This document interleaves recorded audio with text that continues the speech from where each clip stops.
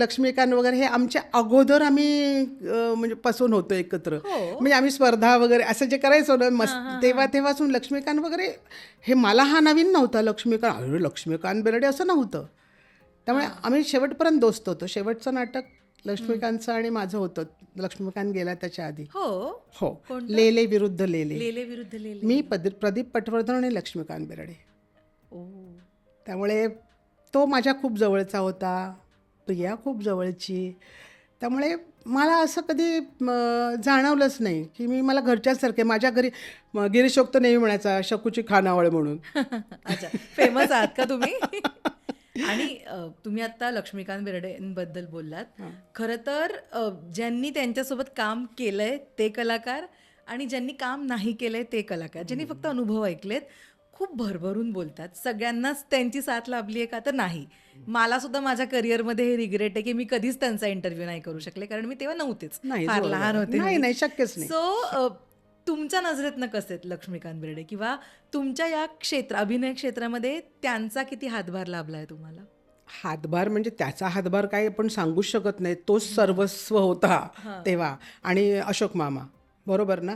पण त्यांनी एक केलं, त्याला तो जेव्हा ह्याच्यात आला, ह्या म्हणजे सिनेमामध्ये वगैरे सुरुवातीला, पण त्यांनी आपल्या सगळ्या मित्रांना ह्याच्यात घेतलं. एक एक करून सगळ्यांना कामं दिली. एवढं मोठे पण नसतं का कोणाचं, कोण ओळख पण नाही दाखवत. मी स्टार आहे तो तुझ्याशी ओळख पण नाही दाखवत. कित्येक अशी माणसं आहेत आपण मी पाहतो, पण त्यांनी त्याच्या मित्रांना सगळ्यांना कामं दिली. आज सगळे नावारूपाला आलेत. बरोबर. त्यामुळे तो माणूस म्हणून पण ग्रेट होता लक्ष्मीकांत.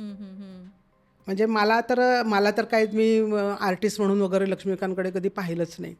हो. नाही म्हणजे आता आम्ही पहिल्यापासूनच काम करत होतो. म्हणजे असं म्हणजे आपण ॲमेच्युअरमध्ये वगैरे वगैरे असं वगैरे आम्ही बसमधनं प्रवास केलेत, टिंगल टवाळी करत. क्या बात. तुमच्यासाठी मित्र. हां, लक्ष्मीकांत माझ्यासाठी मित्रच होता. क्या बात. आणि प्रियासुद्धा. प्रियासुद्धा. मी म्हणजे प्रियाने तर मी सांगतो, लक्ष्मीकांत गेल्यानंतर माझं एक स्पाईनचं ऑपरेशन झालं होतं. 2 मुलांना तिने हिंदुजाच्या खाली ठेवलं होतं गाडीमध्ये बसवून, आणि ती वरती आली होती. वरती आली, मला त्याच वेळेला मला हे हवं होतं, म्हणजे पॉट हवा होता, तर तिने दिला. म्हणाली सगळ्यांना देऊन झाला, आता तूच शक्यतेही राहिली होतीस. मी लक्ष्मीकांतपासून सगळ्यांना म्हणजे सगळ्यांचं केलं, आता शक्यते तुझंच राहिलं होतं करायचं सगळं, म्हणून मी आल्या म्हणे असं बोलली मला. म्हणजे